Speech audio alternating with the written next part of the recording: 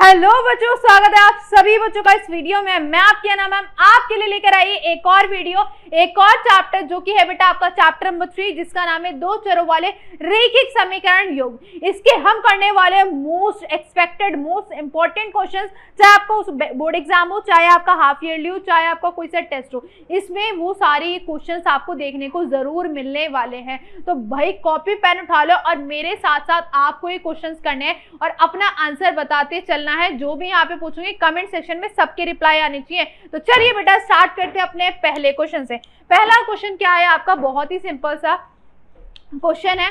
क्या बोलता है, दो चर x y हैं और के बिना रैखिक समीकरण आपके पास दे रखिए का आलेख समांतर रेखा निरूपित करता है। अब समांतर रेखियां हैं, अगर समांतर रेखियां बेटा होती कैसी हैं ये बता दो सबसे पहले। मैम जो पैरेलल होती हैं, जो कभी मिलती नहीं है, ऐसी ही होती है क्या? ठीक है, आपके पास क्या दे रखी है, समीकरण किस प्रकार की दे रखी है, इस प्रकार की आपकी समीकरण दे रखी है ना, b1y प्लस का c1 बराबर में 0।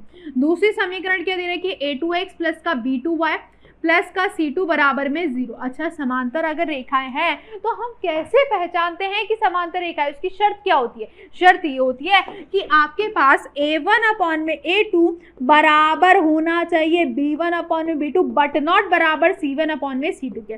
क्या यही होती है? जल्दी से सभी के सभी बच्चे कमेंट सेक्शन में बताएंगे क्या यही होती है। बिल्कुल यही होती है यार। तो जरा ऑप्शन में देख लो कौन सी नजर आ रही है। मैम डी ऑप्शन करेक्ट नजर आ रहा है, सो आपका डी ऑप्शन करेक्ट हो जाएगा। और इससे मैं गारंटी देती हूँ क्वेश्चन आता ही आता है। ठीक है, आगे बढ़ते हैं नेक्स्ट क्वेश्चन की तरफ। नेक्स्ट क्वेश्चन इस क्या बोलता है, के का मान निकालना है अगर रेखाएं जो है क्या है, अपरिमित रूप से अनेक हल है। भाई अनेक हल किसके होते हैं? जल्दी से बता दो। संपाती रेखाएं के होते हैं। अब मैम संपाती रेखाएं कैसी होती हैं? संपाती रेखाएं कैसी होती हैं जल्दी से बताओ। 2x प्लस के वाई, ठीक है, -8 बराबर 0 दे रखा है, अनेक हल है, ठीक है, संपाती रेखा है। तो भाई कंडीशन क्या होती है, a1 अपॉन में a2 बराबर होता है b1 अपॉन में b2 बराबर होता है c1 अपॉन में c2 के। कैसी दिखती है संपाती रेखा, ये तो दिखा दो। मैम एक के ऊपर एक रेखा, पहली समीकरण की रेखा ये रही और इसी के ऊपर दूसरी भी आ रही है। ठीक है भाई, तो इसके कैसे अनेक हल हो जाते हैं? ठीक है, क्योंकि हर पॉइंट पे मिल रही है ना, तो इसके क्या होते हैं, अनेक हल। और कंडीशन क्या होती है, ये वाली कंडीशन होती है। वैल्यूज रखो, आंसर आ जाएगा। a1 कितना है ये बात ध्यान रखना, जो x के आगे होता है पहली वाली समीकरण में उसको a1 कहते हैं, दूसरी वाली समीकरण में जो x के आगे होता है उसको a2। ये आ जाएगा यार 1, ये आ जाएगा के। ठीक है, बस इन दोनों की जरूरत है और किसी की जरूरत नहीं, इसी को ले लेते हैं। या चलो अगर रखना चाहो तो आप रख लो, है ना। इन दोनों को पकड़ते हैं, इसको इधर और इसको उधर। तो के का जो मान है वो मैम कितना आ गया है, कितना आ गया, 2 आ गया है। तो चेक कर लो कौन सा ऑप्शन नजर आ रहा है। मैम सी ऑप्शन नजर आ रहा है, सो आपका सी जो हो जाएगा वो करेक्ट हो जाएगा। नेक्स्ट क्वेश्चन पे आ जाते हैं, बढ़िया सा क्वेश्चन है। ठीक है, क्या बोल रहा है कि मैम दो रेखाएं समीकरण है जिसमें x का मान a दे रखा है, ठीक है, इसके हल दे रखे हैं, और y का जो मान है वो मैम कितना दे रखा है, b दे रखा है। a बराबर b नहीं है। फिर बोल रखा है द्वारा निरूपित रेखा है। देखो भाई a b पर प्रतिच्छेद करती है, b a पर प्रतिच्छेद करती है, समांतर रेखाएं और संपाती रेखाएं। ठीक है भाई, देखो भाई संपाती रेखाएं तो होंगी नहीं ना, समांतर रेखाएं होंगी, प्रतिच्छेद कर रही होंगी a और b पे, या तो ये होगा या तो ये होगा। जरा कॉमन सेंस लगा के बताओ मुझे कि मैम कौन सा ऑप्शन होगा, a होगा या b होगा, फटाफट से बताओ जरा। देखो भाई अब हमें पता है अगर हम निर्देशांक की बात करते हैं, कोऑर्डिनेट्स की बात करते हैं, तो वो होता क्या है बेसिकली, पहला आपके पास x आता है, दूसरा आपके पास y आता है, ऐसे ही तो होता है। तो x का मान क्या है मैम, a है, और y का मान क्या है, b है। तो भैया आपके पास a भी प्रतिच्छेद करेगी, b a थोड़ी करेगी। b का मतलब क्या है कि मैम पहले y आ रहा है, x आ रहा है, ये तो कभी पॉसिबल होता ही नहीं है। पहले x लिखा जाता है, बाद में आपके पास y लिखा जाता है ना। तो इसलिए आपका कौन सा ऑप्शन सही हो जाएगा, आपके पास a ऑप्शन जो हो जाएगा वो सही हो जाएगा। ठीक है, चलो नेक्स्ट बहुत ही यार सिंपल सा सरल सा सवाल है। यदि दो चरों में रैखिक समीकरण का योग्म संगत है, अब ये भी दो चीजें आती है आपके पास, एक संगत होता है, एक असंगत होता है। संगत क्या होता है, संगत वो होता है जिसकी रेखाओं के हल होते हैं। कौन कौन सी ऐसी रेखाएं होती हैं जिसके हल होते हैं, बताओ जरा मुझे। एक तो मैम कौन सी होती है, प्रतिच्छेद करती हुई रेखाएं होती है, और एक दूसरी होती है संपाती रेखाएं। असंगत जिसका कोई हल नहीं होता, कौन सी ऐसी रेखा होती है जिसका कोई हल नहीं होता, समांतर रेखा है। ठीक है, तो संगत बोल रखा है, तो संगत के लिए कौन कौन सी हमारे माइंड में आ गई मैम, जल्दी से बता दो। प्रतिच्छेद वाली और कौन सी, संपाती वाली। तो बस देख लेते हैं, इसके द्वारा निरूपित समीकरण की दो रेखाएं निरूपित करती है। भाई बात सही है, दो ही तो करती है। कौन कौन सी है वो, प्रतिच्छेद वाली और मैम कौन सी, संपाती वाली। तो बस कौन सा ऑप्शन हो गया, डी ऑप्शन हो गया। ये सारी बातें आपको पता होनी चाहिए। ठीक है, बहुत इंपॉर्टेंट है, इससे क्वेश्चन आता है। देखो भाई, दी गई आकृति में दो रेखिक समीकरण का ग्राफ दर्शाया गया है। इन रेखाओं समीकरण का योग में अद्वितीय। अच्छा, इन दोनों रेखाओं को देखो जरा ध्यान से, और इसमें हमें बताना है जो रेखा है कैसी नजर आ रही है। मैम अद्वितीय हल के साथ संगत है, मतलब प्रतिच्छेद रेखा है। कहाँ से नजर आ रही है, प्रतिच्छेद रेखा है, मतलब अभी तक तो फिलहाल हमें नजर नहीं आ रही, ये कट रही है, लेकिन शायद ऐसा हो सकता है कि आगे जाके कट जाए, हो सकता है। ठीक है, क्योंकि ऐसे जा रही है ना ये। ठीक है, अभी हम कह नहीं सकते क्या ऑप्शन होगा। नेक्स्ट वाला, आप परिमित रूप से अनेक हल के साथ असंगत। मैम ये तो बिल्कुल भी नहीं है, क्योंकि अनेक हल में क्या होता है, संपाती रेखाएं होती है, मतलब वो एक के ऊपर एक होती है ऐसी चिपकी हुई। ये तो बिल्कुल भी नहीं है, ये तो बिल्कुल भी नहीं है। असंगत कौन सी होती है भाई, जो आपकी समांतर रेखा है। लेकिन क्या अभी तक तो फिलहाल ये है संपात, मतलब समांतर रेखाएं हैं, पैरेलल लाइन से, इसमें मतलब कोई भी ऐसा पॉइंट नहीं है जो मिल रहा हो। लेकिन हमें भरोसा नहीं है कि भाई ये आगे जाके भी समांतर रहेंगी, क्योंकि देखो ना इनका झुकाव थोड़ा सा अब एक दूसरे की तरफ आ रहा है। ठीक है, आगे वाला ऑप्शन भी पढ़ लेते हैं। असंगत है, परंतु रेखाओं को बढ़ने पर संगत बनाया जा सकता है। क्या बोल रखा है कि अभी तो फिलहाल ये असंगत है, ठीक है, लेकिन जब ये आगे बढ़ेंगी तो इनको संगत बनाया जा सकता है। मतलब ये प्रतिच्छेद भी हो सकती है। ठीक है, प्रतिच्छेद भी हो सकती है, और मैम ये क्या हो सकती है, संपाती। देखो संपाती तो ये बिल्कुल भी नहीं हो सकती। ठीक है, मुझे नहीं लग रहा है, लेकिन ये प्रतिच्छेद हो सकती है। देखो अभी तक तो ये फिलहाल असंगत है। ठीक है, असंगत का मतलब क्या है, समांतर रेखा है ना, वही तो होता है। मैं लिख देती हूँ, समांतर रेखा है अभी ये। ठीक है, जिसको हम असंगत बोलते हैं, जिसको हम क्या बोलते हैं, असंगत। ठीक है, अभी फिलहाल तो हमें यही नजर आ रहा है, लेकिन जैसा कि मैं बोल रही हूँ, ये आगे जाके यार ऐसे मीट भी तो कर सकती हैं, ऐसे भी तो ये मिल सकती है ना। तो बस यहाँ पे डी ऑप्शन मुझे बिल्कुल बेस्ट लग रहा है, क्योंकि ये बात क्या बोल रहा है कि मैम अभी तो फिलहाल हमें असंगत नजर आ रही है, लेकिन जब हम आगे बढ़ाएं तो ये संगत बनाए जा सकते हैं, जैसे मैंने अभी बनाया था, है ना। तो यस, डी ऑप्शन आपका क्या हो जाएगा, करेक्ट हो जाएगा। ठीक है, बढ़िया क्वेश्चन था ये। चलो आगे की तरफ बढ़ते हुए नेक्स्ट है भाई, x प्लस वाई का मान निकालना है। दो समीकरण दे रखे हैं, कैसे करेंगे आज देखते हैं। क्या बोल रखा है, ax प्लस बी वाई बराबर ए स्क्वायर माइनस बी स्क्वायर। दूसरी समीकरण क्या है, bx प्लस का ए वाई बराबर है 0। x प्लस वाई का मान निकालना है। एक काम करते हैं, दोनों को ना योग कर देते हैं, है ना, योग कर देते हैं दोनों को ऐड कर दो। मैम ax प्लस का bx, है ना, ये हो जाएगा बी वाई प्लस का ए वाई बराबर ए स्क्वायर माइनस बी स्क्वायर। क्या मेरी बात समझ आई मैम। इन दोनों को देखो जरा, क्या उभयनिष्ठ संख्या आ रही है x, तो क्या बचा a प्लस बी। मैम इन दोनों को जरा देखो, क्या उभयनिष्ठ संख्या आ रही है y, तो क्या बचा a प्लस बी, है ना, b प्लस ए लिखो, a प्लस बी लिखो। अच्छा, क्या ये कोई आइडेंटिटी बन सकती है, बताओ बताओ बताओ बताओ। Yes ma'am, a plus B a minus B, है ना। अच्छा, एक और काम कर सकते हैं, यहाँ पे a प्लस बी दोनों में है, तो उभयनिष्ठ संख्या क्या आ रही है, a प्लस बी आ रही है, तो बाहर निकाल लिया जा सकता है इन दोनों को। तो बाहर निकाल लेते हैं। जब बाहर निकाला तो मैम बचा क्या, x प्लस वाई, और यहाँ बराबर में क्या चल रहा है, a प्लस बी और a माइनस बी चल रहा है। जरा काटम पीटी करते हैं, a प्लस बी से a प्लस बी गया, बचा क्या, x प्लस वाई जो है वो मैम कितना नजर आ गया, a minus B is your answer. हमें यही तो निकालना था, x प्लस वाई का मान निकालना था, तो आपके पास क्या आ गया है, a माइनस बी आ गया है। ठीक है, तो बस एक बार हमने दोनों को ऐड करा, ऐड करने के बाद जो जो उभयनिष्ठ संख्या आ रही थी वो हमने निकाल ली, एंड आपने काटा पीटा और आपका आंसर आ गया। यस, इंपॉर्टेंट सा क्वेश्चन है ये। अच्छा, नेक्स्ट अभी का तो तर्क क्या है देख लेते हैं। रेखिक समीकरण योग में आपके पास दे रखे हैं, बोल रखा है क्या ये जो है अनेक हल है इसके, अनेक हल कौन सी लाइनें याद आ गई, संपाती रेखा है। और क्या होती है कंडीशन संपाती रेखा है की, जल्दी से बता दो मैम। a1 अपॉन में a2 बराबर होना चाहिए b1 अपॉन में b2 एंड बराबर होना चाहिए c1 अपॉन में c2। यही होता है कि नहीं होता। अच्छा, a1 यार कितना है, 5 है, a2 है आपके पास 7, b1 है 2, और ये है आपके पास 6, ये आपके पास 6 और 18। मैम ये तो कट गया, 5 अपॉन में 7, ये आ गया 1/3, और 6 दिया 18। लेकिन मुझे तो नहीं नजर आ रहा है कि ये बराबर है, ये बिल्कुल भी बराबर नहीं है। सो वी कैन नॉट से कि ये बेटा क्या हो जाएंगे, अनेक हल होगा, मतलब ये गलत है। ठीक है, अभिकथन जो है वो गलत है क्योंकि 5 और 7 आ रहा है तो मैम वो नहीं कट सकता। यस, अब बोला गया है कि मैम अनेक हल की क्या कंडीशन हमने ये लगाई थी, बिल्कुल मैम यही तो लगाई थी अभी हमने, यही तो लगाई है। ठीक है, मतलब वी कैन से कि तर्क जो है वो बिल्कुल सही हो जाएगा, लेकिन अभिकथन यहाँ पे हमें सही नहीं नजर आ रहा है क्योंकि तीनों जो है वो बराबर नहीं आ रहे हैं। ठीक है, तो कौन सा ऑप्शन सही होगा मैम, अभिकथन आ सकते हैं, अभिकथन आ सत्य है एंड तर्क जो है वो सत्य है, मतलब अभिकथन सही नहीं है और जो आपका तर्क है वो आपका सही है, इसलिए आपका डी ऑप्शन करेक्ट हो जाएगा। क्लियर है? ठीक है, चलो फिर आगे बढ़ते हैं, नेक्स्ट प्रश्न की ओर बढ़ जाते हैं।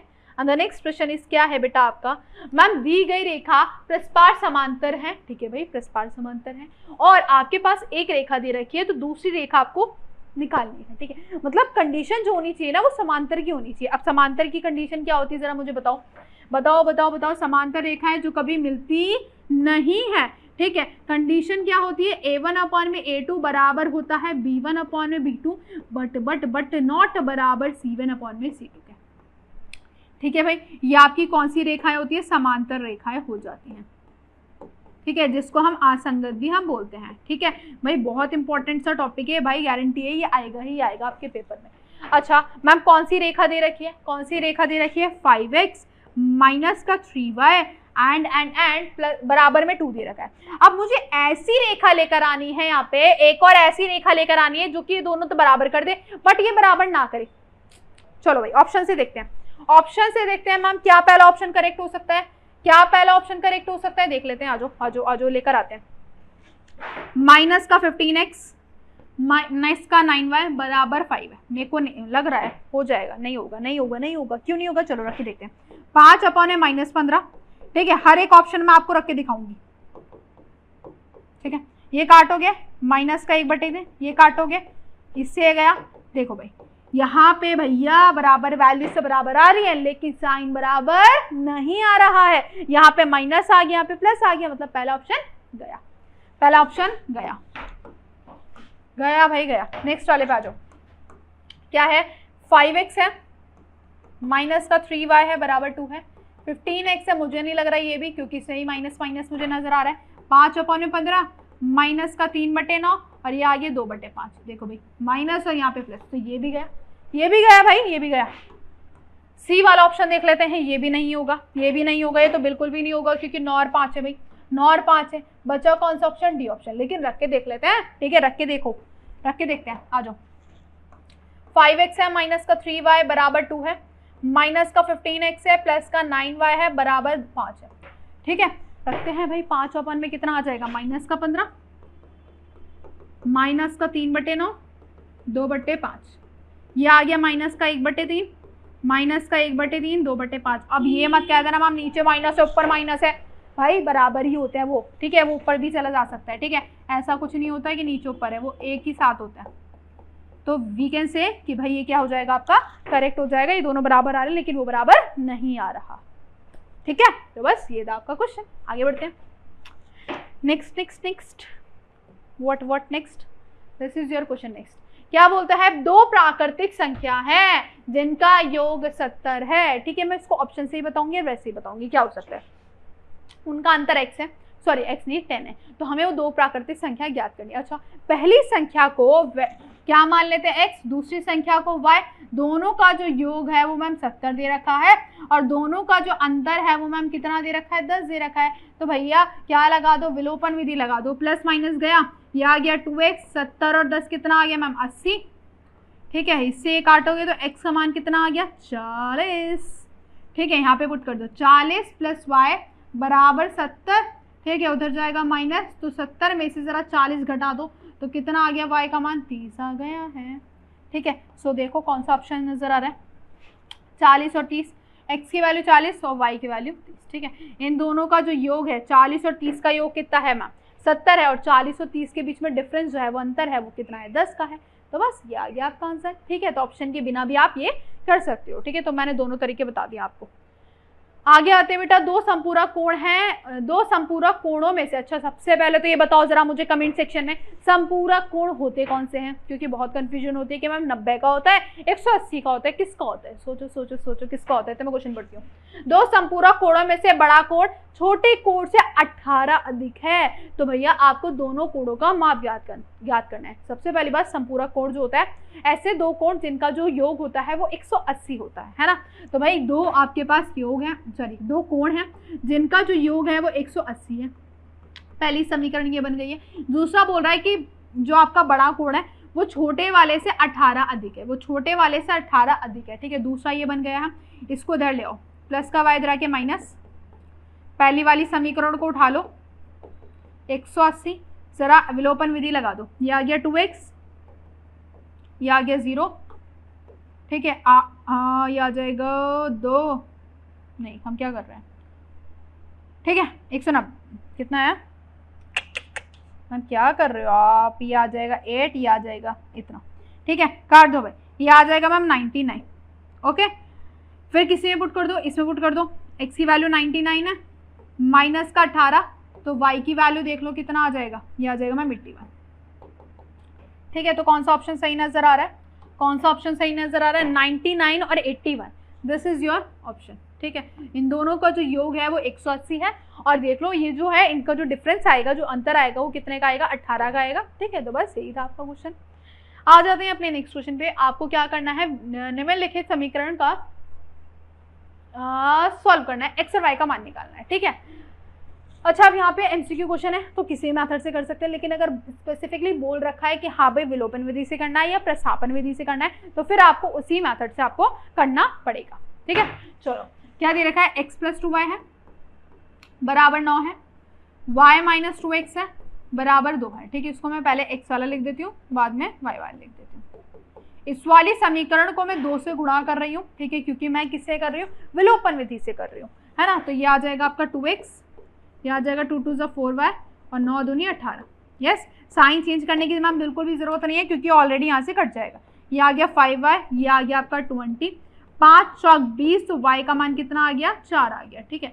अब किसी भी समीकरण में उठा के रख दो, इसमें रख दो, ये आ जाएगा 4 माइनस का 2x बराबर 2, इसको धर ले आओ, इसको धर ले आओ, ये आ गया 2 बराबर 2x, काट पीट के x का मान जो है वो कितना आ गया, 1 आ गया। तो x का मान 1 आ गया है, y का मान 4 आ गया है। सो देख लो कौन सा ऑप्शन सही नजर आ रहा है, x का मान 1 आ गया है, y का मान 4 नजर आ गया, तो मैम सी ऑप्शन आपका सही हो जाएगा, ठीक है भाई, क्लियर है। चलो फिर आगे की तरफ बढ़ते हुए अपना नेक्स्ट प्रश्न देख लेते हैं। Ma'am this is your next प्रश्न, क्या कहता है, मैम बोलता है यदि किसी भिन्न, ठीक है, अंश बटे हर, ठीक है, बोला गया है कि अंश और दोनों में क्या जोड़ा जाता है, 2 जोड़ा जाता है, तो वो 9/11 बन जाता है। और मैम अच्छा पहले हम देखते हैं कि भाई अगर मैं बात करती हूँ भिन्न की, तो पहले ऊपर क्या होता है मैम, अंश होता है, ठीक है, और नीचे जो होता है आपका हर होता है, ठीक है। हमें क्या बनाना है, भिन्न बनाना है, ठीक है। अब क्या बोला गया मैम, आपके पास कोई भिन्न है जिसमें अंश और हर में 2-2 जोड़ा गया है, ठीक है, 2-2 जोड़ा गया है, और जो आपका भिन्न बनता है वो मैम कितना बन जाता है, 9/11 बन जाता है, ठीक है। कितना बन जाता है, 9/11 बन जाता है, क्लियर है। चलो भाई अब आगे की तरफ देखते हैं, इनको जरा सॉल्व करते हैं, इसकी इससे गुणा, इसकी इससे गुणा, ये आ जाएगा मैम 11x, ये आ जाएगा 22, ये आ जाएगा 9y और ये आ जाएगा 9 × 2 = 18, ठीक है। इधर इधर ले आओ, 11x माइनस का 9y प्लस का 22 उधर के -22 हो जाएगा, तो आ जाएगा 11x माइनस का 9y, ठीक है, 18, ये आ जाएगा माइनस का 4। पहली समीकरण आपकी ये बन गई इस प्रकार, ठीक है। अब आगे क्या बोला जाता है, हम आगे बोला जाता है यदि अंश और हर में दोनों में 3 जोड़ा जाता है, दोनों में यार 3 जोड़ा जाता है, तो मैम 3 जोड़ने के बाद जो आपका भिन्न बनता है वो मैम 5/6 बनता है, सही है। चलो ये आ जाएगा 6x, ये आ जाएगा 6 × 18, ये आ जाएगा 5y और ये आ जाएगा 5 × 15, ठीक है। अब देखो इसको इधर ले आओ, ये आ जाएगा 6x माइनस का 5y, ये आ जाएगा 15 - 18, ये आ जाएगा 6x माइनस का 5y, ठीक है, 15, 16, 17, 18, ठीक है। तो ये आ जाएगा आपका -3, ये आ गई आपकी दूसरी समीकरण, ठीक है, इन दोनों को हम क्या कर देंगे, सॉल्व कर देंगे, तो आपके पास क्या आ जाएगा, एक्स और वाई का मान आ जाएगा। ठीक है, या आप लोगों को मैं क्या देती हूँ, होमवर्क में देती हूँ। ठीक है, ये आपको मैं क्या देती हूँ, होमवर्क में देती हूँ। तो चलिए बेटा देखते हैं अपना नेक्स्ट क्वेश्चन। नेक्स्ट क्वेश्चन आपसे क्या कहता है कि 5 वर्ष पूर्व नूरी की आयु सोनू की आयु के 3 गुना है। 10 वर्ष पश्चात नूरी की आयु सोनू की आयु के 2 है। एंड मैम नूरी की आयु और सोनू की आयु कितनी होगी, ये हमको ज्ञात करना है। भाई आयु के ऊपर है, तो एक काम करते हैं, सबसे पहले नूरी और सोनू की आयु को हम कुछ कुछ मान लेते हैं, लेट कर लेते हैं। तो एक काम करते हैं, नूरी की आयु को हम क्या कर लेते हैं, एक्स मान लेते हैं। नूरी की आयु को हमने x मान लिया है, और एक बंदा सोनू है, तो सोनू की जो आयु है उसको हम क्या मान लेते हैं, y मान लेते हैं। अब बोल क्या रहा है कि मैम 5 वर्ष पूर्व मतलब पहले, अगर पहले बोला जाता है तो हमेशा क्या करते हैं, माइनस करते हैं। तो भाई दोनों में से 5 माइनस कर दो, दोनों में से 5 माइनस कर दो। अब क्या बोल रखा है, जो नूरी है वो सोनू से बेटा 3 गुना है। अगर हमें इनको इक्वल बैलेंस करना है तो हम किधर की तरफ गुणा करेंगे, हम सोनू की तरफ क्या कर देंगे, गुणा कर देंगे, है ना। तो भैया आप इसको गुणा कर दो, ये आ जाएगा 3 5 15, इसको उधर ले आओ, माइनस का 5 है उधर के, प्लस का 5 हो जाएगा, x माइनस 3y, ये आ गया माइनस का 10। पहली समीकरण कुछ इस प्रकार बन गई है। अब आगे की बात कर लेते हैं। आगे आपसे क्या बोल रखा है, 10 वर्ष पश्चात, 10 साल बाद, 10 साल बाद क्या होने वाला है मैम, 10 ऐड हो जाएगा, और बोल रखा है अब की बार दुगनी है, तो दुगनी है तो भाई 2 से गुणा कर दो, तो ये आ गया x प्लस 10 बराबर 2y प्लस का 20, है ना। इधर उधर कर लो, ये आ जाएगा प्लस का 10 उधर के माइनस, तो x माइनस 2y बराबर आपके पास कितना आ गया, 10 आ चुका है। अब दोनों समीकरण आ गई है, जरा इनको सॉल्व कर लो, एक साथ लिख लो। x माइनस का 3y बराबर है माइनस 10 के। मैम विलोपन विधि जब हम लगाते हैं तो साइन बदल देते हैं, प्लस का है माइनस, माइनस का है प्लस, प्लस का है माइनस। अब जरा इनको काट दो, क्या क्या कट रहा है, ये कट गया, ये आ गया y, ये आ गया 20। मतलब एक की जो आयु है, जो y था वो क्या था, सोनू था, तो मैम सोनू की जो आयु है वो 20 है। जरा ऑप्शन में देखो मैम, इसी में नजर आ रहा है, ठीक है। तो भाई लेकिन x का मान भी निकाल के देख लेते हैं कि 40 आ रहा है कि नहीं आ रहा हमारा, है ना। चलो भाई यहाँ पे रख देते हैं, काम करते हैं, यहाँ पे रख देते हैं। यह आ जाएगा 3 इंटू में 20 बराबर माइनस का 10, ठीक है। यह आ जाएगा माइनस का 60, ठीक है। ये माइनस का 60 है उधर के, प्लस का 60 हो जाएगा, तो माइनस का 10 और प्लस का 60। अरे अरे अरे, ये तो 50 आ रहा है मैम, ये तो मुझे लग रहा है ऑप्शन ही गलत हो गया है। ये तो ऑप्शन ही गलत हो गया है कि x का मान 50 आ रहा है और y का मान 20 आ रहा है, ठीक है। बेटा ये ऑप्शन में कुछ गड़बड़ी है, एक बार फिर भी चेक कर लेते हैं, है ना। 20 आया, ये आ गया 60, यहाँ पे गड़बड़ी है, 50 आएगा यहाँ पे, ठीक है। तो 50 और कितना आ गया है आपका, 20 आ चुका है, ठीक है। चलो आगे बढ़ते हैं। नेक्स्ट क्वेश्चन पे क्या बोल रखा है, किराए पर पुस्तक देने वाले किसी पुस्तकालय का प्रथम 3 दिनों का एक नियत किराया है तथा उसके बाद प्रत्येक अतिरिक्त दिन के अलग किराया है। सरिता ने 7 दिनों तक पुस्तक रखने के लिए, अच्छा देखो भाई, एक पुस्तकालय लाइब्रेरी है, उसमें क्या करा गया है कि 3 दिन के लिए ना उन्होंने नियत किराया फिक्स कर दिया गया। मतलब जैसे मान लेते हैं अगर कोई बंदा है जिसको 3 दिन के लिए बुक इशू करनी है, बुक लेनी है, तो उसके लिए मान लेते 20 रुपए उसको फिक्स देने ही पड़ेंगे, ठीक है। अब उसके बाद 3 दिन के बाद जब वो अलग अलग बुक, मतलब अलग दिन के लिए बुक खरीदने जाएगा, तो उसके हिसाब से 1 दिन का अलग किराया होगा। मतलब कहने का मतलब ये है, जैसे यहाँ पे एक बंदी दे रखी है, कौन है, सरिता, उसने 7 दिन के लिए बुक खरीदी, है ना, तो उसके पास 3 दिन के लिए तो नियत किराया लगेगा, जो भी होगा, ठीक है। लेकिन जो बाकी डेज बचे, कितने दिन बचे, 4 दिन, तो 4 दिन के लिए हर दिन के हिसाब से अलग अलग किराया लगेगा। अब हमें ना नियत किराया पता है, ना हमें हर दिन का किराया पता है, तो उसको हम क्या मान लेंगे, x मान लेंगे, है ना। तो चलो एक को x मानते, एक को y मानते। तो बेटा नियत किराए को, ठीक है, नियत वाले किराए को हम क्या मान लेते हैं, x मान लेते हैं, ठीक है। और ये जो प्रत्येक दिन का किराया है, प्रत्येक दिन का, ठीक है, उसको हम क्या मान लेते हैं, y मान लेते हैं। अब जैसे मैंने बताया, सरिता नाम की बंदी है, उसने 7 दिन के लिए बुक इश्यू करी है। कितने दिन के लिए, 7 दिन के लिए, जिसमें से 3 दिन के लिए नियत किराया लगेगा और 4 दिन के लिए y रुपीस लगेगा, है ना, ठीक है। तो भैया 3 दिन के लिए तो उसका नियत किराया हो गया और 4 दिन के हिसाब से अलग किराया, दोनों को मिला के उसने कितने रुपए अदा करे, कितने रुपए पे करे, 27 रुपए पे कर दिए। अब आगे कौन बंदी है, क्या है, रुपए अदा किए, जबकि सूसी भैया पुस्तक 5 दिन के लिए रखती है। 5 दिन में से 3 दिन तो नियत किराया हो गया, है ना, और कितने बचे 2 दिन, 2 दिन के हिसाब से प्रत्येक दिन का किराया लग जाएगा। मतलब x प्लस में 2y बराबर उसने कितने रुपए पे करे हैं, 21 रुपए पे कर दिया है। ठीक है, तो हमें दोनों का मान निकालना है। क्या करते हैं, विलोपन विधि लगाओ, माइनस माइनस माइनस दिस। ठीक है, ये आ गया 6, ये आ गया, y का मान कितना आ गया, 3 आ गया। ठीक है, y का मान कितना आ गया, 3 आ गया। अब किसी भी समीकरण में रख दो, आपका आंसर आ जाएगा। इसमें रख देते हैं। ठीक है, ये आ जाएगा आपका, ये ऊपर वाले में रख दो, किसी में भी रख दो यार। ठीक है, ये आ जाएगा 4 इंटू में कितना आ गया, 3 बराबर 27। ठीक है, 4 तिया 12, 27 प्लस का 12 रखिए माइनस, और 27 में से 12 माइनस कर दो। 7 में से अगर 2 जाते हैं तो 5 बचते हैं, ये आ गया 15। ठीक है, y का मान 3 और x का मान 15। यार ये ऑप्शन गलत क्यों दे रखे हैं, मुझे समझ नहीं आ रही है। ये आएगा ना, 6 है। ठीक है, ये आ गया आपका 2 आ गया, सही है। ठीक है, अगर हमने y का मान रखा 4 तिया 12 और 3 दूनी 6, तो जब भी यही आएगा। यार ये ऑप्शन गलत दे रखे हैं, मेरे को लग रहा है बहुत ज़्यादा ये ऑप्शन गलत रख रखे हैं।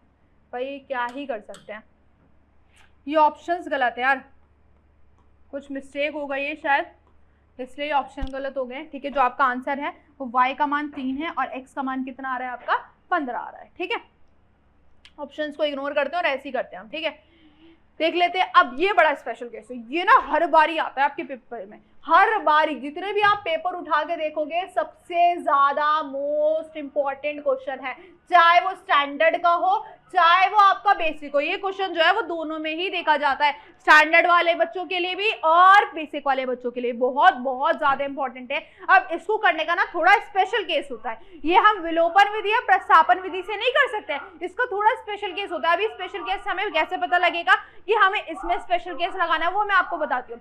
देखो यहाँ पे आपके पास 2 समीकरण दे रखे हैं, 152x और माइनस का 378y है, बराबर का है माइनस का 74। यहाँ पे दे रखा है माइनस का 378x प्लस का 152y और बराबर है माइनस का 604। अगर आप थोड़ा इसको ध्यान से देखो, जो पहली वाली समीकरण है उसमें जो x का मान है, x के आगे जो मान है, और दूसरी वाली समीकरण में जो y के आगे मान है, वो दोनों सेम सेम है। यहाँ पे y वाला और यहाँ पे x वाला है ना, तो अगर ऐसा कुछ आ जाता है तो एक बार हम इन दोनों समीकरण को प्लस करते हैं और एक बार क्या करते हैं, माइनस करते हैं। तो एक बार पहले हम इसका योग करेंगे।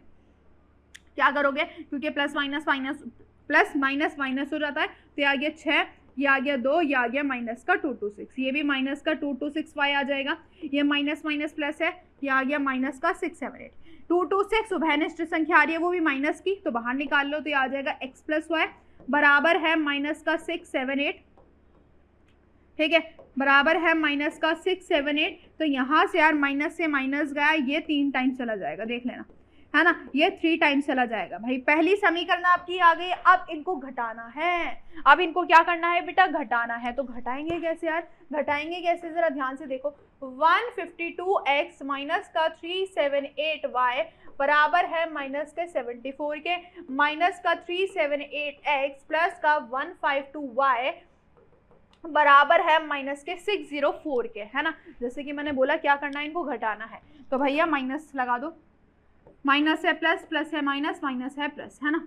इन दोनों को प्लस करेंगे, 8 और 1 9 10, 7 5 कितना होता है, 7 8 9 10 11 12 और 1 13, 3 और 1 4 और 1 5, है ना। तो मतलब 530 आ गया है। ये भी माइनस का 530 आ जाएगा, ये कितना आ जाएगा, ये भी 530 आ जाएगा।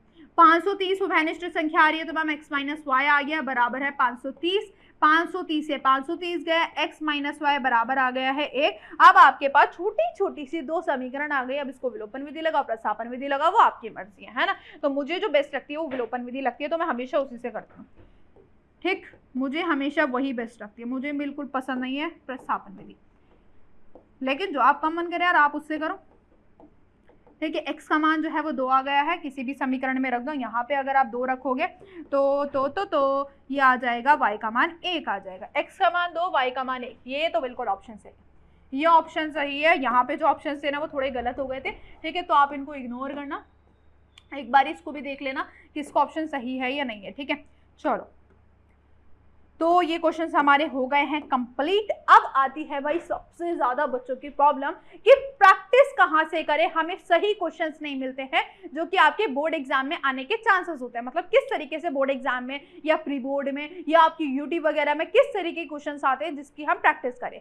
तो आपके लिए आपको बहुत सारी चीजों की जरूरत होगी, है ना, जैसे कि एमसीक्यू क्वेश्चन हो गया मैम, असर्शन रीजन हो गया, केस स्टडी हो गया, source based question 2, 3, 5 mark, map work, statement, diagram, और ये सारी चीजें आपको चाहिए होगा, है ना।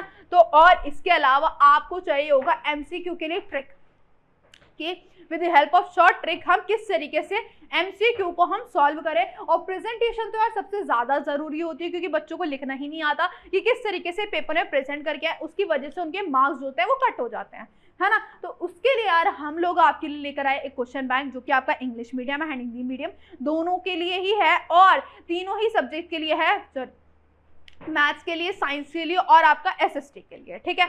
This is from English medium and ये जो है आपका हिंदी मीडियम का है, ठीक है। ये रहा आपका गणित का, ये रहा आपका मैथ साइंस एसएसटी का कॉम्बो पैक है, ठीक है। ये आपका विज्ञान का है एंड दिस इज योर सामाजिक विज्ञान एसएसटी का है, ठीक है। अगर आपको परचेज करना है तो बेटा डिस्क्रिप्शन में लिंक डला हुआ है, बहुत ही ज़्यादा इंपॉर्टेंट है आप लोगों के लिए क्योंकि इसमें हमने सब कुछ कराया है। यहाँ पे हमने एमसीक्यू के लिए शॉर्ट ट्रिक भी बताई है, किस तरीके से पेपर में रिप्रेजेंट करना है, और वो सारे इंपॉर्टेंट क्वेश्चन है जो आपके बोर्ड एग्जाम में, चाहे आपका प्री बोर्ड हो चाहे आपका यूटी वगैरह हो, कुछ भी हो, उसमें ये क्वेश्चन आपको देखने को मिलेंगे ही मिलेंगे। और जिन बच्चों ने ये पहले परचेज करा था हाफ ईयरली से, उन्होंने खुद मुझे मैसेज करके बताया है कि हाँ मैम इसी में से आपका पेपर भी बना है, सेम डिट्टो क्वेश्चन वैल्यूज के साथ भी छपे हुए हैं। यार बहुत ज़्यादा ज़रूरी है, जल्दी से जाके परचेज कर लो, डिस्क्रिप्शन में लिंक दिया हुआ है। मिलते हैं अपनी नेक्स्ट वीडियो में।